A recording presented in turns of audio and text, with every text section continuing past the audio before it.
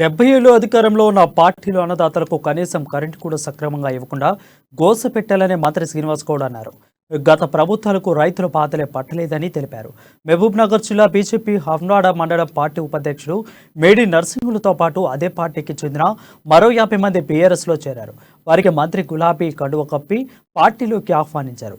BRS party కష్టపడి పనిచేసే వాళ్లను కంటికి రెప్పలా దాచుకుంటుందని, గుండెల్లో పెట్టుకుని కాపాడుకుంటుందని మంత్రి పేర్కొన్నారు.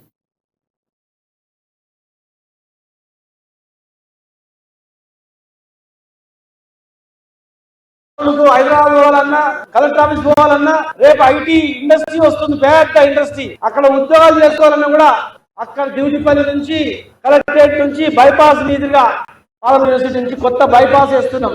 15 నిమిషాల్లో ఇక్కడ వచ్చి మళ్ళీ ఉద్యోగం చేసుకొని మళ్ళీ ఇక్కడ వచ్చి పోవడానికి గొప్ప అవకాశాన్ని కల్పిస్తా ఉన్నాం. మీ కళ్ళ ముందర త్వరనే బస్సులు వస్తాయి, ఉద్యోగాలు చేసి ఇచ్చిపెట్టే బస్సులు వస్తాయి, తొలగిపోయి బస్సులు వస్తాయి. ఇక్కడ 2 బీసీ హాస్టల్ తెచ్చినాం, ఎస్సీ హాస్టల్ తీసుకొచ్చినాం, జూనియర్ కాలేజ్ కూడా అయిపోయింది, మహిళల జూనియర్ కాలేజ్ తొందరలోనే బిల్డింగ్ స్టార్ట్ చేసి ఓపెన్ చేస్తాం. గ్రంథాలయం బిల్డింగ్ అయింది, మార్కెట్ అయింది. ఒక మంచి నగరంలో టౌన్ చిన్న మున్సిపాలిటీ ఉంటుందో ఆ రకంగా రూపురేఖలు వచ్చినాయి.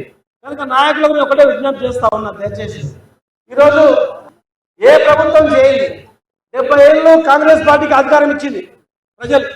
70 ఏళ్ళు దేశంలో అధికారం ఇస్తే ఏం చేసిండ్రు? 3 గంటల కరెంటు ఉదయం, 3 గంటల రాత్రికి. హైదరాబాద్ పోవాలన్నా,